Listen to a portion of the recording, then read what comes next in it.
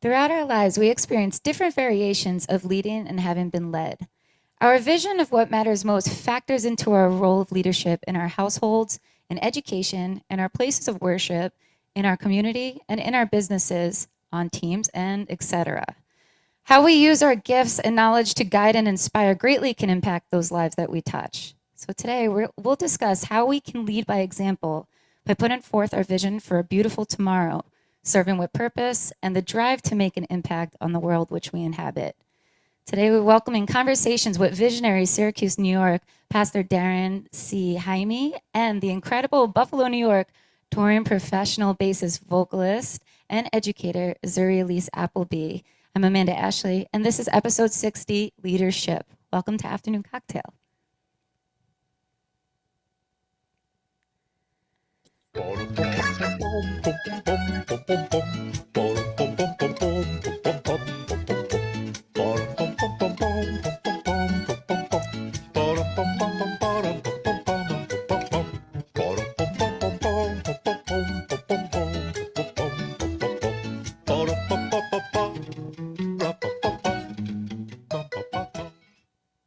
And welcome in Miss Zuri Elise Appleby. Zuri, how are you? I'm great. How are you? I'm awesome. Thank you so much for giving us your time. You are such an incredible person. What are you going to perform for us? I have a little song for you guys by Bob Marley. It's just something soothing called Redemption Song that I'll just start out with. I love it. Take it away.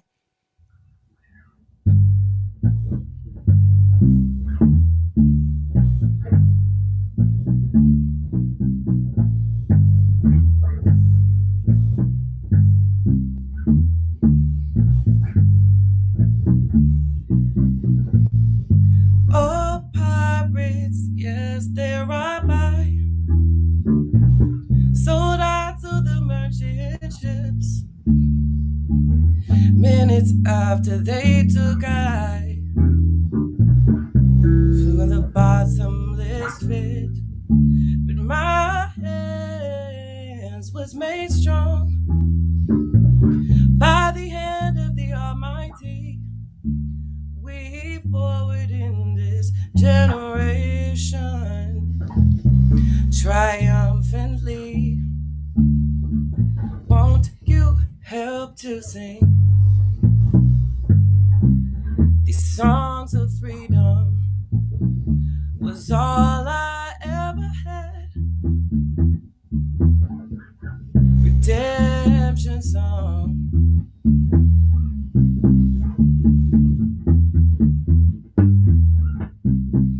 Emancipate yourself from mental slavery. None but ourselves can free our minds.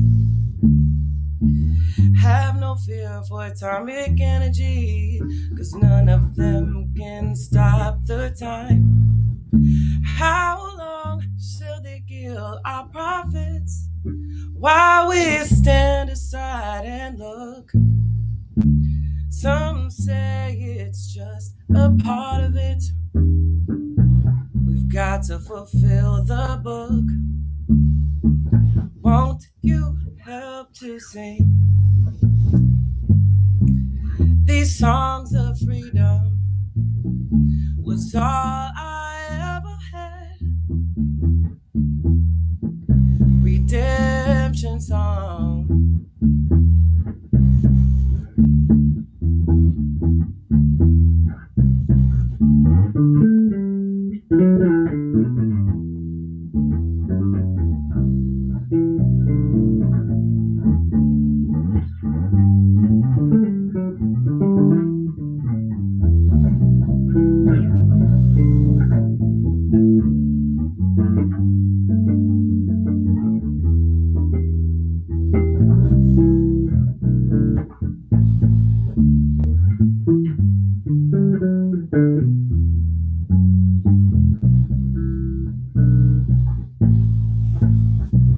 Won't you help to sing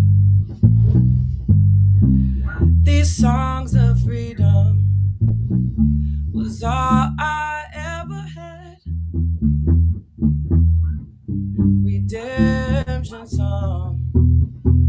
All I ever Redemption song, redemption song. Nice job, Zuri. Hey, that's not easy playing bass and singing. I mean, Little do it tricky. almost just as well as Paul McCartney. I love it. So good. So Zuri, how old were you when you first started playing bass? Um, I guess the first time I picked up bass, I was like in seventh grade, so like 11 years old, 12. Okay. And you come from a family of musicians? I do. Both my parents are musicians. What do they play? Do they sing? Did they ever play in bands or So my mom is a music teacher, as well as a vocal director for choirs. She teaches piano individually as well as vocal lessons. But other than that, she's primarily a music teacher, but she does all those things all the time. In the college school system, in the public school system for grades, like she's basically taught uh, at least first grade through college, but primarily has taught a grade school and high school. Now she's teaching college. And then my dad, he's a bass player, guitar player, vocalist, self-employed musician, private instructor, does all the things that self-employed musicians do. So I was blessed on both sides. That's incredible. Did you guys ever play together, like at one point, or do a gig together? I did one, well, my mom, I guess the first gig was in church. I mean, she was our choir director. So Yeah. she, she had me and my sister in the choir, before I picked up any instrument. But my dad and I, we actually did a gig together one time for the Buffalo Music and Arts Festival. The first year they had me headlining or opening for that, and I actually asked my dad to play bass with me. So we had dual bassists, two drummers. It was pretty fun. So cool. I love it. Well, I'm sure they are incredibly proud of all you've accomplished. I gotta tell you, like sorting through your resume was like, man, she did that too. Man, she opened for that person, or I mean, man, she played with that person. It's mind blowing. I mean, I hope you. I'm sure you're very proud of yourself, and the pride extends to Buffalo too. I mean, it seems like you have so much support, not only from your family but your community. I mean, how's that feel? It's got to be great. So thankful. I'm so thankful. Everywhere I go, I tell everybody I'm from Buffalo. I mean, I've been out of Buffalo since I was 17. And I always would, even before that, I was very, I don't know, you're just proud to be where you're from. I didn't know that it wasn't cool to be from Buffalo until I left. And I was like, whatever, you guys, I'm still from Buffalo. And so I'm just so thankful to have the support because I don't know that like it would matter to the same degree if I didn't have that. I mean, I literally have like pretty much the whole city that like backs me. I'm always blown away. I'm like, you guys care? Like, why? Thank you. It's cool. They're definitely paying attention, and it's awesome. I'm happy you have that support in you. It's so well deserved. I mean, can you tell us, like, rewinding back to a little bit with your beginnings? So you're actually a Marine Corps veteran, and thank you for your service. I mean, what influence do you have in this musical background, and having parents that are musicians to join the Marine Corps? So I knew that I was not a college bound person. I'm not like a studious type of person in the sense of if you give me some work and just tell me to like figure it out, like that's not my forte. But if you display to me, I can display it back like, like that. So um, I was just a more hands-on learner. And my sister was really smart in that regard. And I was like, well, she wants to go to college. I'm not going to like have my parents go through double debt when I don't even want to go and I'm not probably going to do that well, and I can go to the Marine Corps. I can get the schooling as a musician because I was in the band. So I figured I can get college schooling for musician, and also if I want to go to college, I'll have free college on the on the on the back burner. And I just didn't want to go to college, and I was very down for like doing physical activity. I've always been like just a tomboy that loved to do physical activity. I love to exert myself. I love to keep up with the guys, and I like to, it sounds terrible, but this was my mentality as a kid. I like to beat the girls. I like to like beat the guy. Like at least be like right there. Like Yeah. So that was just something I always had a desire to do. Was just to like just be hard, just be hardcore, be badass. Oh, you are pretty badass. So you've accomplished that throughout your life for sure. Um, How did your experience serving on active duty in the Marine Band shape your self perception and even moral capacity? Like coming out of that and looking at yourself now from then, I mean, how do the two Zuris compare? Um, when I look back, I'm very impressed with the Zuri that I was before I even went into the Marine Corps to even have went in with the mentality I had.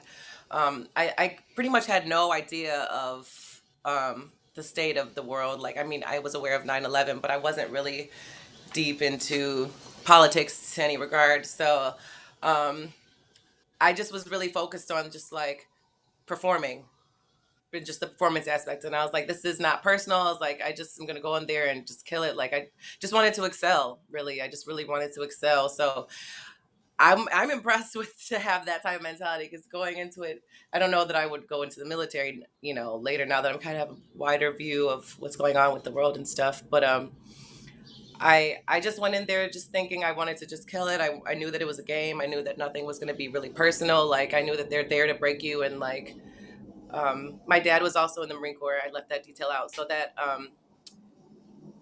definitely like helped prune me with knowing that like they're going to push you and you don't take it personal. You just, surprise yourself with how far you could get pushed. And so I kind of looked at it like that. So interesting. I mean, so you go from the Marine Corps to coming out, and then now you're playing, well, you've been playing bass with bands such as Adam Lambert's band. You've played for Genuine. I mean, the list of people, big name stars, is incredible. Most recently, Nick Jonas. And also, did you ever end up getting to play with Lizzo? I know that was like on, Yeah, that was you did. so we definitely were in rehearsals. I mean, we were at the venue basically. So I played with her, but we didn't get to do the show. You know what I'm saying? Yeah. But rehearsing with us and everything. So yeah, that was just this February. Were you set to play Bonnaroo with her? Because we were supposed to go to that concert in Really? Nashville, well, Tennessee. Yeah. They were starting to give us the rest of the summer's schedule, and that was on the list for sure. Oh my God. So, I mean, so are you, oh, I'm sorry, say that again. It was just such an amazing festival. I would have loved to have, given energy out to that crowd. Sure. I would have loved to have seen you on that stage. So I remember the first time I saw you, it was years ago at Michael DeSantos.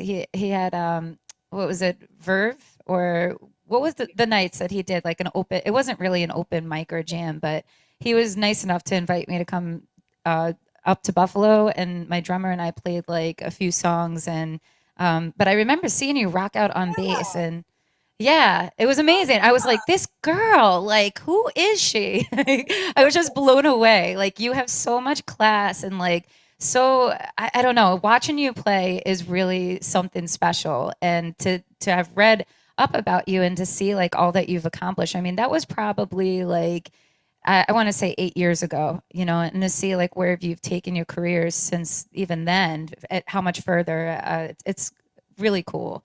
I'm proud of it. Proud to see you do well. Thank you. I mean, you're welcome. How is working with all of these like incredible artists that we just mentioned? I mean, how do you feel like it's influenced your musicianship? Um, well, I would say that playing with these artists has definitely just opened up my ears to attention to detail in a new way.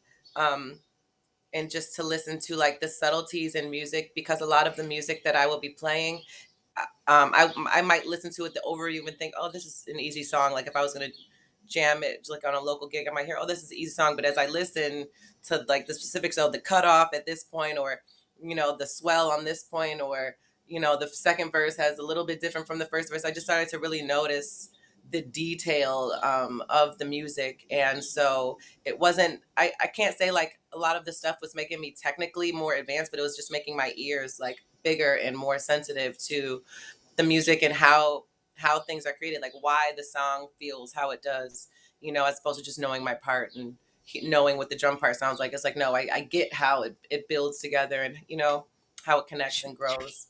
So that's definitely changed. Sure, I could only imagine. I mean, who was there any one specific band that like you've worked with that you felt like you had the most chemistry with or like had the most fun playing on stage with? I mean, they're all so fun in their own way. The Nick Jonas thing was just overwhelming in a positive way because it was my first time ever playing to that size crowds, and then I got to really like I just was in love with the drummer's drum playing. Like he was phenomenal. And then the girl that I met playing guitar, who's a very good friend of mine now, but we had met on that gig. And so just to get over to look at her and see her, jamming out and feeling the drums, and that was like really amazing experience for that. And then, but other than that, because that was also just like the fact that it was my first time and just taking it all in. But the Lizzo gig was just amazing because the arrangements were they did not take it easy on us. A lot of times I play in these all women ensembles, and uh, technicality isn't necessarily the focus. They just want the songs to be performed and done well. But this gig, it really seems like the actual arrangements, they did not take it easy on us, and all of the women that I was playing with were like superb, like level, like people that I had looked up to before I had even got on the gig with them. And so I was just really excited to one, play with them, and then the synergy between us was amazing. We were all equally excited to play these arrangements and to be playing the gig. So even though that didn't happen, the synergy within the rehearsals and just preparing everything was amazing. That's so cool.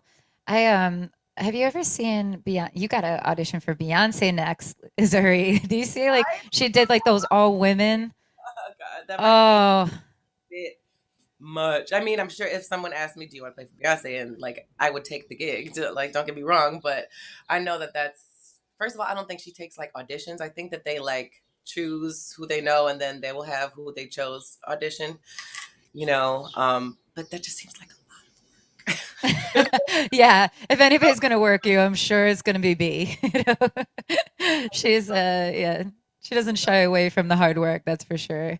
I told Um, be on the road for 2 years, like at once. Like physically, I could. Mentally, I don't know if I desire that. yeah.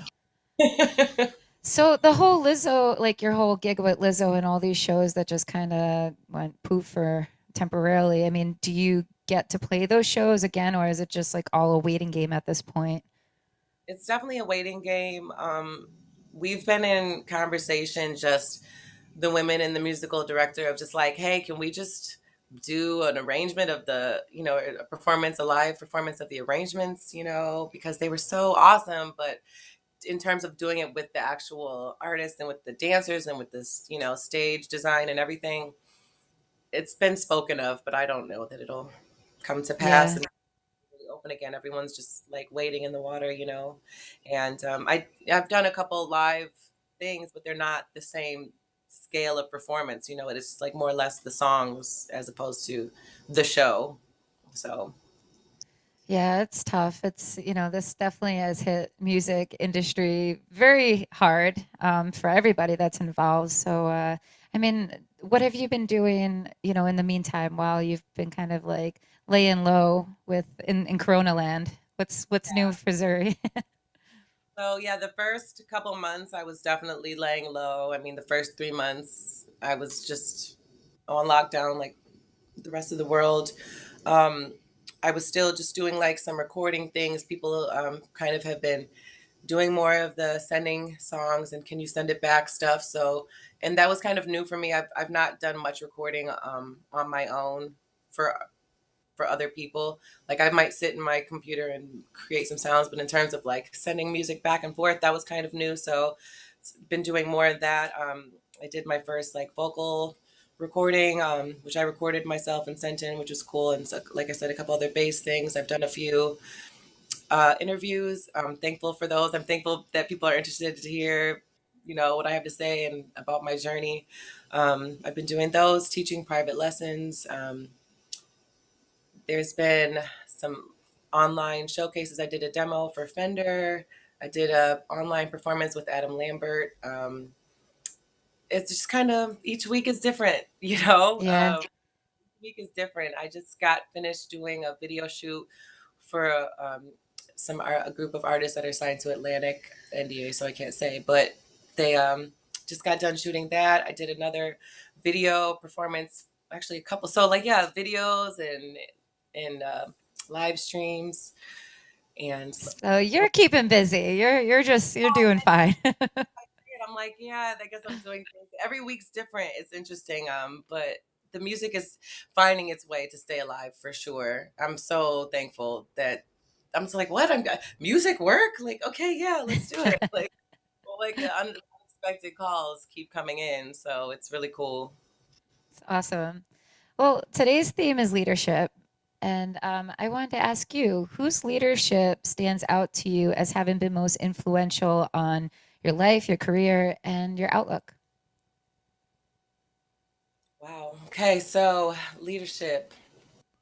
This is gonna probably sound cliche, but my parents, you know, Yeah.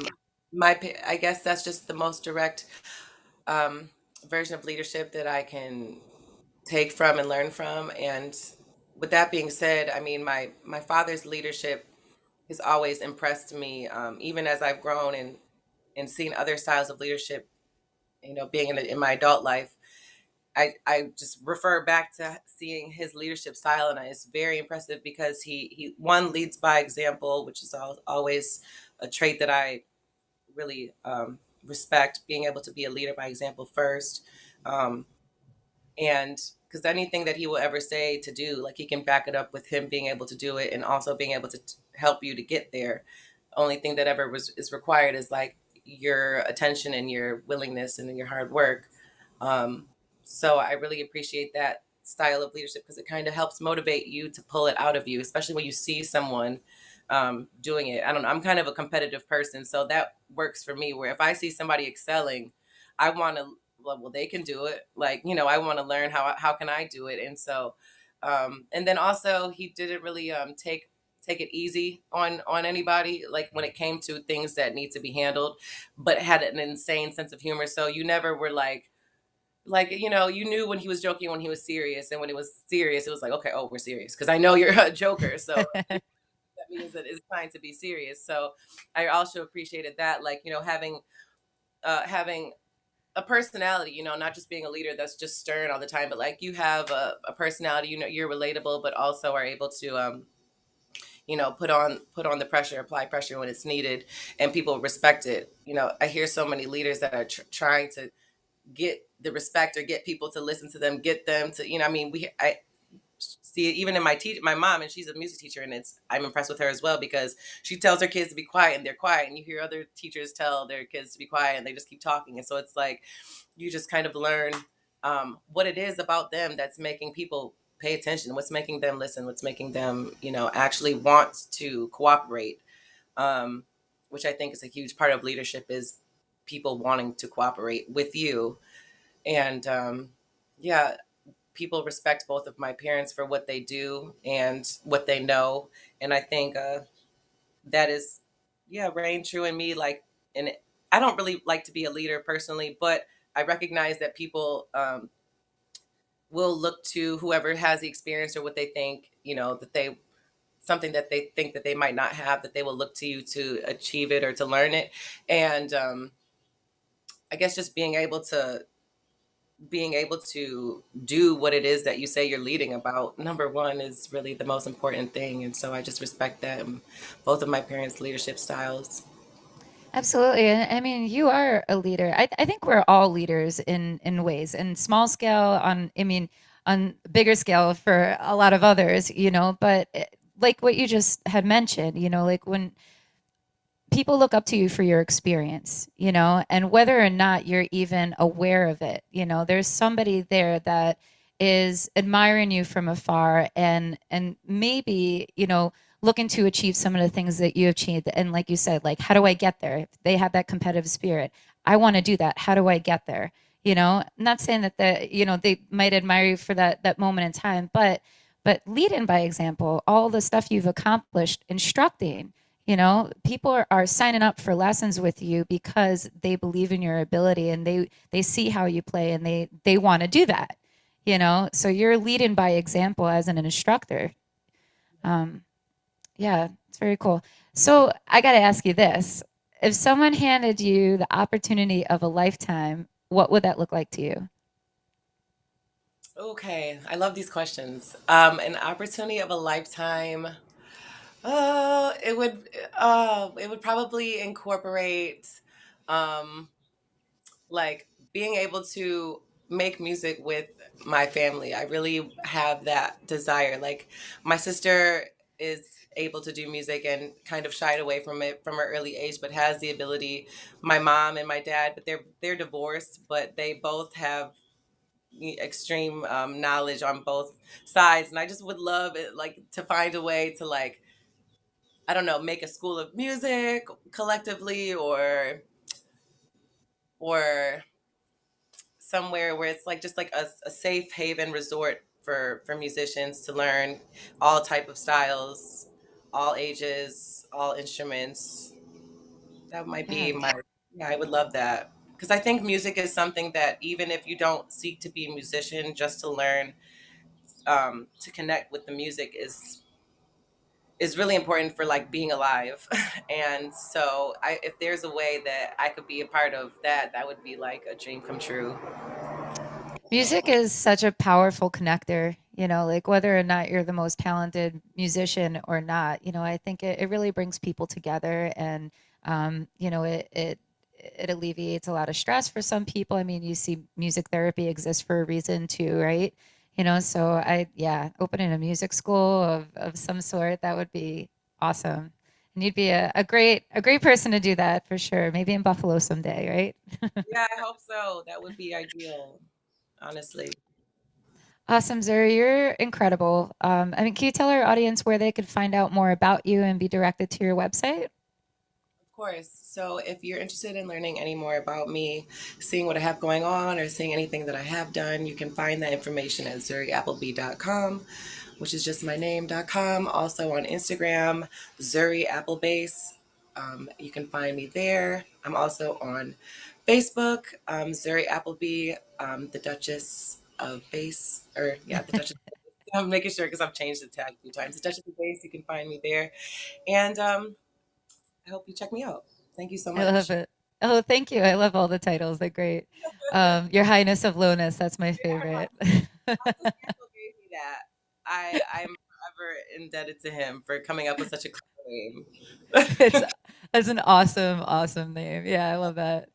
Well, Zuri, we're going to hear one more song from Zuri towards the end of our program. Thank you again for your time and, yeah, for sharing your story with us. Before I bring Pastor Darren Jaime on screen, I just would like to throw a shout out to our sponsors today. So, if you're local to Rochester or beyond, Electronic Merchant Systems, the charge card guys, they'll help you out with any credit card processing needs and accepting credit card payments.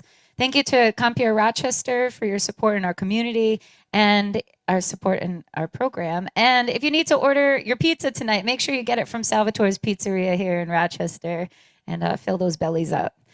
Darren, how are you, Pastor? Thank you for being on our show. I'm glad to be here. Thank you so much for having me. Oh my God, it's a pleasure, true pleasure. So, can you share with our audience just a little bit about you, little bit about who you are and the People's AME Zion Church and your mission? Sure. Well, first of all, Amanda, thank you for inviting me to come on and be on your show. I'm really excited. And to Zuri, I've learned a lot, and certainly now we'll be checking her out. And hopefully, we'll have the opportunity to hear some great music coming from her. I heard some already, but I really want to be able to hear it out there. I'm Darren Jaime. I'm the pastor of People's Aimee Zion Church in Syracuse, New York. And we are the oldest African American congregation in the city of Syracuse, as well as Onondaga County. Our church is known for having a footprint in civil rights and social justice. In addition to me being a pastor, I also serve as the chaplain for the Syracuse Police Department. And then when I'm not doing that as well, I'm also a journalist. And so I host two, now three TV shows, which are called Open Perspectives and Social Justice, which just came up during the pandemic on BronxNet Television. And so I would fly down to the Bronx once a week, every Wednesday, I should say, on the Bronx, take my shows, and then fly back to Syracuse and assume my pastoral So that's a little bit about me and what I do. And I just launched my first Power Perspectives Live. It's a faith-based show that airs live digitally now, and that started in July. And so that's pretty much keeping me busy. Yeah, I'd say very busy. I don't know how you manage all this stuff, but it's all good, and I love what you're doing for your community, and also what you're putting out there. You're putting out really a good word and some stuff that we need to hear, which we'll talk about. Um, I wanted to ask you. So you're originally from Harlem, right? From downstate New York. Originally born and raised in Harlem, New York, 2 blocks behind the Apollo Theater. St. Nick Projects is what it's called, 127th Street, and born and raised there. Yeah. So what brought you up to Syracuse? So, we're Methodists, and in the Methodist church, we have bishops who appoint. And so, my bishop, who was actually I was actually pastoring in Westchester County, and my bishop asked me about 14 years ago, would I come to Syracuse? And he thought that it would be a good fit for me. And it was the last thing on my mind about wanting to come to Syracuse. I heard about how cold it was. And people always have this thing about like the upstate, downstate thing. And Yeah. downstate, we don't really get it as bad as like upstate has gotten it. So I was like totally no, no, no. But God really placed it on my heart for me to come to Syracuse, and it's no looking back since 14 years later. I love it. So, Pastor, who and what inspires you to live out your mission? Like, I mean, what would you say your true mission is? Wow, that's a big question. I mean, I think I'm sure. everybody here is put on earth for a purpose, and so for me, being put here on this earth, I believe there's a purpose, and we're here to make life better. We're here life to make better for somebody else, and so looking at that, I say, well, of course, Jesus Christ is mine, right? And then in addition, here on earth, I mean, I've had the opportunity to meet some great people, and I watched be John Lewis, who's the former congressman who just passed away, had an opportunity to spend some time with him, and he really influenced and impacted me to say, listen, keep doing what you're doing out on the field to make life better for other people. But growing up, I just think it's always been inside of me trying to do something for somebody else. I watched my mother and my father do that, and we lived in the projects, and we weren't living in the best of situations, but they yet and still were able to look out for friends, family, and even community and show acts of love, feeding people. And so I grew up with that. And I think it's just been a part of me. And then as I started growing up spiritually, I understood that I wanted to take that calling to another level. Yeah, I love it. And I saw that you had spent some time down in Michigan, right? Quite a bit of time for was it Flintwood, Michigan, where you were delivering fresh water to the people that didn't have fresh water at the time, Yeah. right? Did Yeah. is that such? I mean, I feel like with our world being where it is right now, I mean, have you revisited more recently? Obviously before Corona, to see where the situation is at hand now. Yeah. So, that started with just like, I swear to you, man, it was a dream in the bed where I woke up and I just like heard the Spirit of the Lord say, hey, take water to Flint, Michigan. And I didn't know how I was going to work it out. And it ended up being a citywide, statewide, and then countrywide campaign where we were getting people who donated water to take to Flint, Michigan. And so organizing this effort locally, we had about 10 to 12 trailers. I partnered with Pastor Darius Pridgeon in Buffalo, and we were able to get trailers to take trailers to Flint, Michigan. And we went there twice during that year, the water crisis, and every year subsequently after that, have went back to go visit. And so we visit, and the last year before COVID, we actually delivered food this time and had a food distribution at a local place where we fed like about 500 people in the Flint community, in addition to putting on like a community day. But I've heard and talked to the people of Flint, Michigan, and they're still struggling. The water situation had gotten better, but then the pipes were bad. And so the analogy was they were saying, you're giving us clean water, but you're giving us dirty straws. And so it's been a challenge for the people in Flint. I think that hopefully with what's coming down the pike in the future, that they'll be able to see more restoration to their community, and not just in water, but economically. But I do stay in touch with them.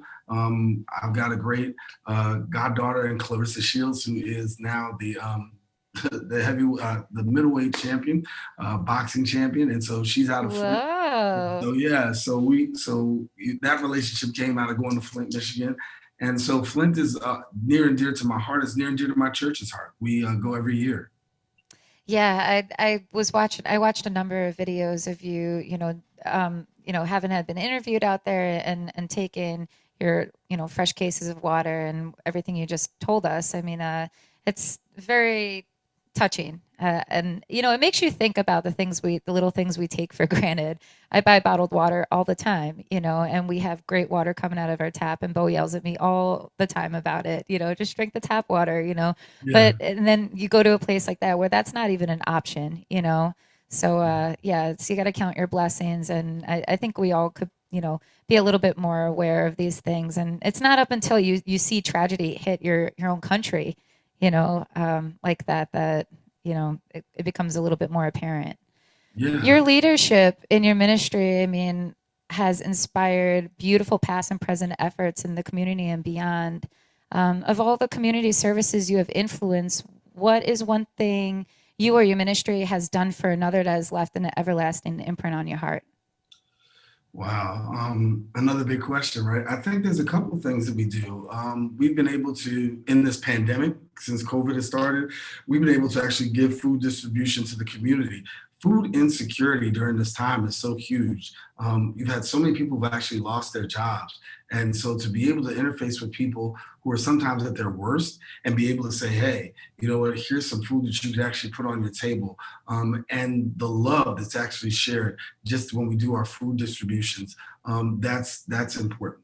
And then also in church, we have a lot of people who actually struggle with addiction sometimes from the community. We've had services where we've been in worship on a Sunday and somebody comes and says, listen, I really want to deal with my addiction. And we've been able to actually that same day take a person and move them from actually a worship service to inpatient treatment where they actually begin to have, their detox program. And so, the things that impact people are different. It might be for somebody else. It might be a detox program. It might be food distribution. There's several, but those are just a couple of the things. But I think that at the end of the day, I just get great satisfaction. I think our church gets great satisfaction of really just trying to make people's lives better. Everybody's got a struggle, everybody's got an issue, and everybody needs a little help every now and then. So to be able to be a church and to be able to have a ministry that's able to meet the needs of people is really special to me. Absolutely. So today's theme is leadership, and it's in your honor. You, along with other local ministries in Syracuse and beyond, have been urging peaceful protesting to those raising their voices during these times of racial injustice. How do you believe we can effectively make the shift from having our voices heard at these protests to policies and laws actually being put into effect?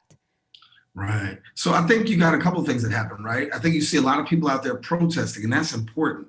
That's protesting and that's advocacy. But then there's also the strategy component, which is the policy, and people really have to be at the table to deal with policy. So you got one set of people who are out there protesting to raise awareness.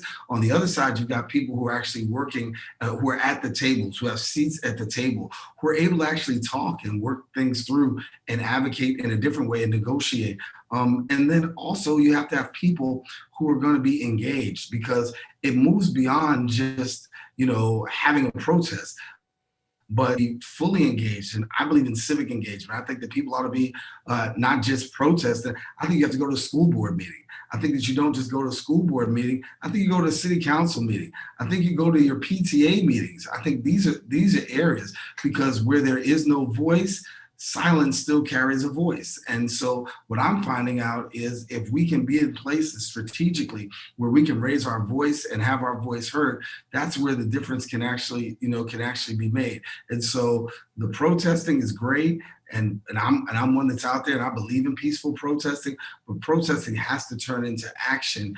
And like President Barack Obama said, he ran on the platform of change. But what I always told people was, you can have somebody who wants to run on a platform of change, whether it's Obama or anybody, but you have to have change agents to go along with that person that wants to be, bringing change. So our job is to continue whatever way we can be to be a change agent to bring that kind of change that we need in our communities today. Absolutely. I think, yeah, I wonder about this a lot, because especially here in Rochester, we have ongoing protesting, especially since Daniel Prude's incident. And it's as long as this protesting continues, it's great that people are out there, and that their voices are being heard, and that they're expressing their rights and what they feel is unjust. But I I always wonder, like, where are those change agents? Like, I see all these people protesting, but sometimes I wonder if they all know what they're protesting for. And I really hope I'm not coming off ignorant by saying that. Obviously, they're protesting for a reason, right? There's a number of reasons to be out there protesting, but at one point, where does that translate to things actually happening? How do we move forward from just having our voices heard? Like, this has been going on for months, so what's the next step? Like, how do we move forward and try to push for these changes to take place? Where do we even start? Mhm.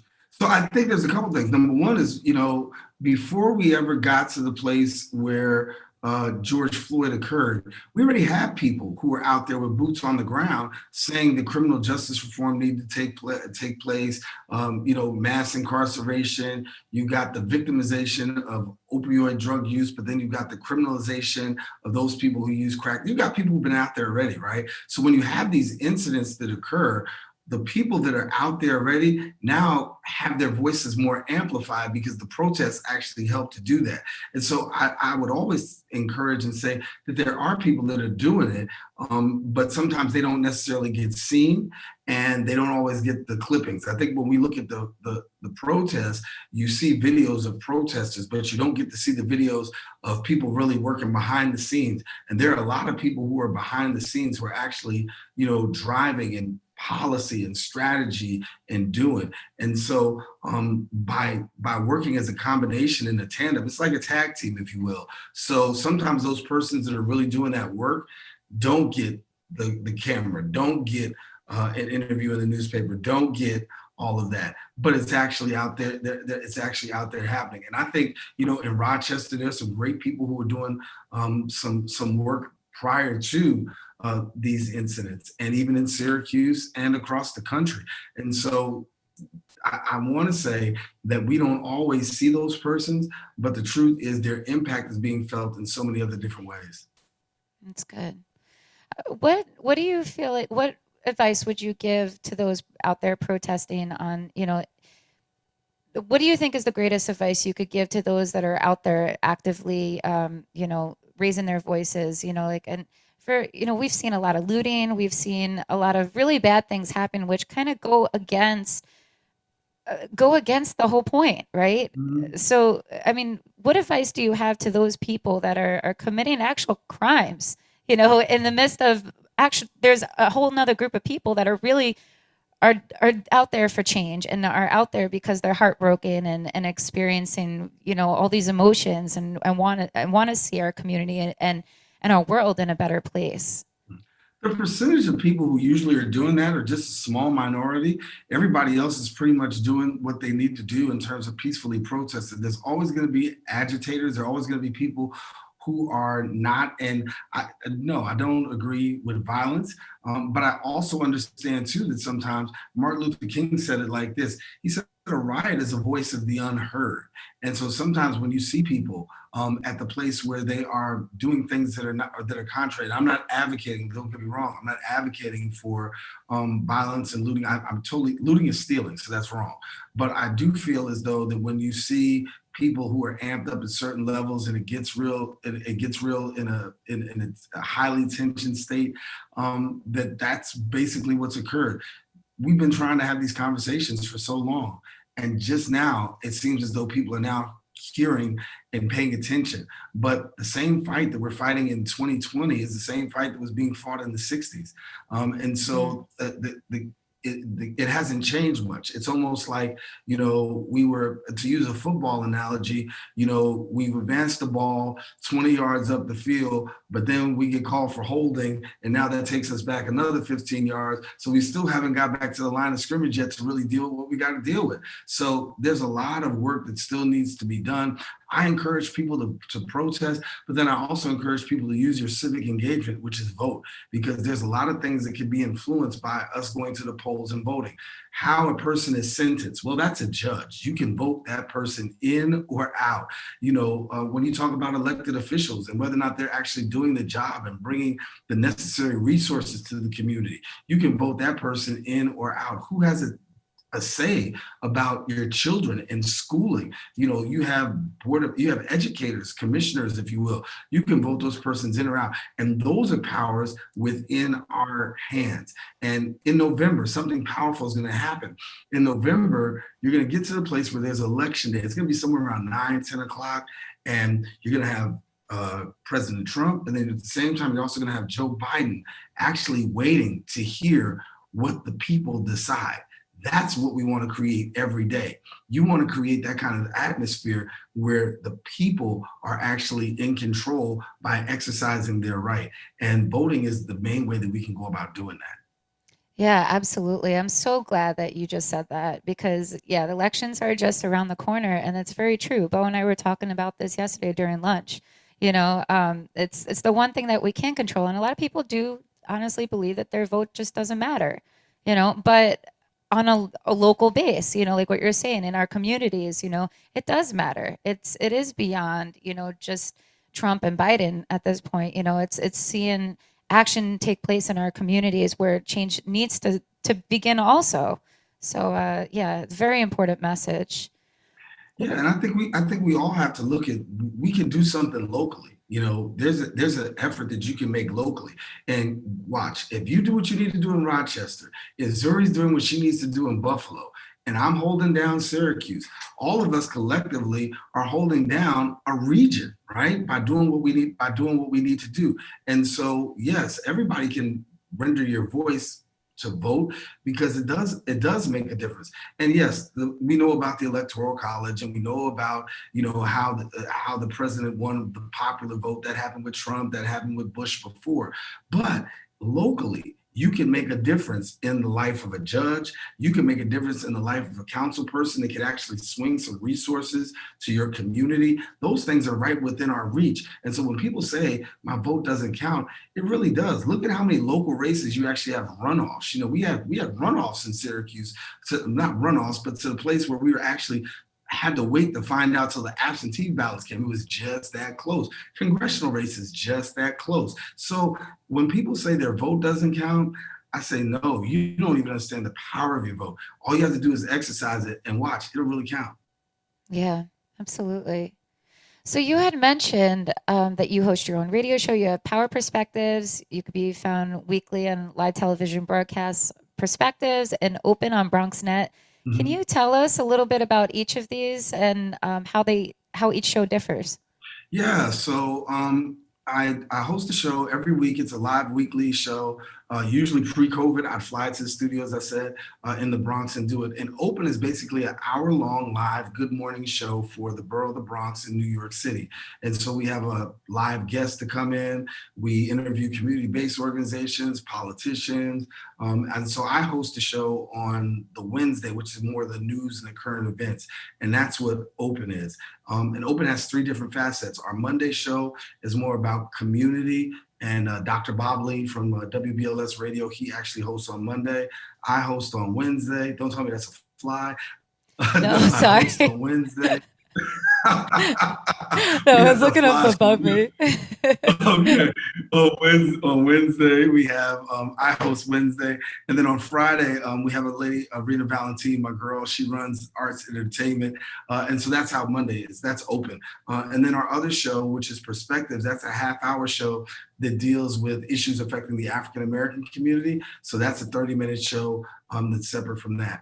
And since COVID, we also launched another show, which is a social justice show really looking at the issues that are connected to social justice, not just criminal justice reform, but actually economic injustice, ecological justice, and those are types of things that we talk on the social justice forum. So I do those three, and that's that side. And then the Power Perspectives Live is also the faith-based show. And we talk about faith-based issues and really bring those into perspective to give the faith community a voice, because sometimes we don't really have that voice in media. Absolutely. I think it's fantastic that you are sharing your voice so much on all these different topics that are so important, and bringing your perspective to the public platform. Where can our audience tune into each of those shows? Mhm. Or So if you want to watch Power Perspectives Live, it airs every second and fourth Thursday, live at 8 p.m. on 360wisetv.com. And then also Power Perspectives Live has its very own Facebook page. So it's seen on 360wisetv.com live and also on our Facebook page. For open perspectives and the social justice forums, all you have to do is go to bronxnet.org, and it will take you to all three of those different shows, and that's the platforms. And then my platform is Darren C. Jaime. That's my professional page on Facebook, and then DC Jaime 23 on Instagram as well as Twitter, and that's where you can find me. you also have your own webpage as well, which kind of gives you a directory to all of those. Can you tell us what Yeah, that so is? it's under construction. So in the process, hopefully it'll be done within the next 2 to 3 weeks. We'll have it finalized. But it's darrencjaime.com. And soon you'll be able to see everything and be able to be directed to all the various things that's going on. So darrencjaime.com, and you can look for that in a little while. Pastor, thank you so much for sharing your heart, soul, your perspective with us. It's really awesome to hear and a pleasure to have you. Thank you. Thank you, man. I'm glad to be here. Thanks so much. Absolutely. Good luck with everything, and yeah, putting keep putting good out there for us all here in Western New York. We're gonna do the best we can. Thanks. Yeah, definitely. Miss Zuri, you ready to rock us out one more? Yeah, I am. Thank you, Pastor, for your insight, and it was nice to hear about what you have going on and over there in Syracuse. It was definitely informative. Definitely. So I have a little song since things are changing. So this is a song called "Things Are Changing" by Gary Clark Jr. Awesome. Here we go.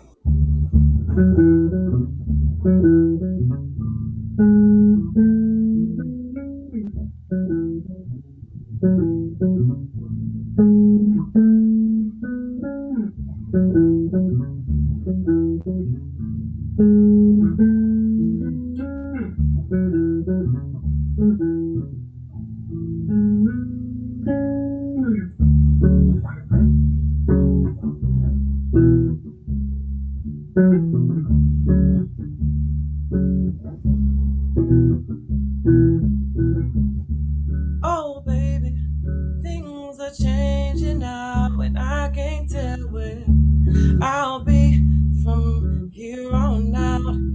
Oh, it's hell knowing that for now we shouldn't kiss and tell, but it's so good, yeah. You walk up to me like a stranger, baby, and I already know your name. I can make you feel good if you want, yeah, yeah. Give me the time of day. Would you listen to me here and now? 'Cause I'll lay you down, simple and plain. It'd be good to get together, baby, but it would be so hard to maintain. 'Cause it seems like now, oh baby, things are changing now, and I can't tell where I'll be from here on out. Oh, tell, knowing that for now we shouldn't kiss and tell, but it's so good. Oh, baby, yeah, yeah.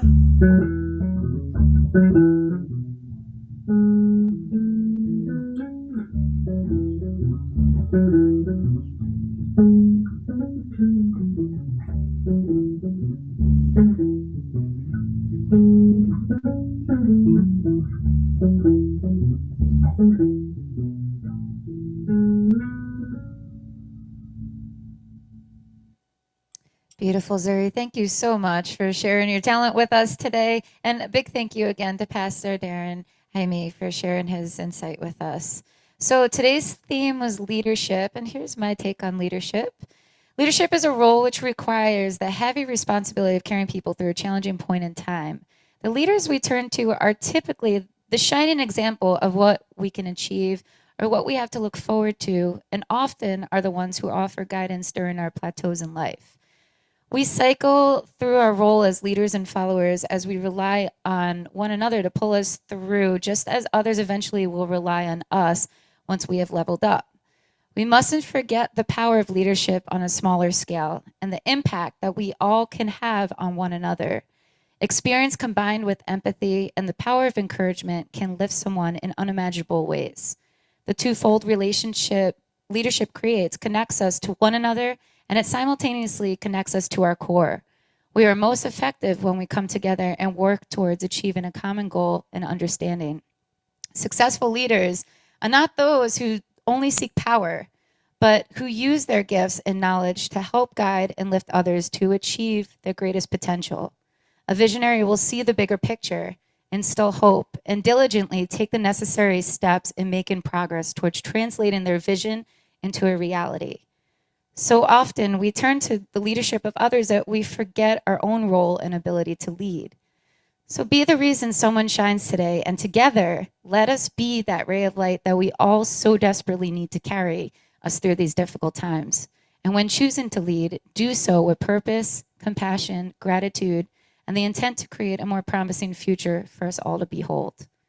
Thank you so much to all of you for tuning in.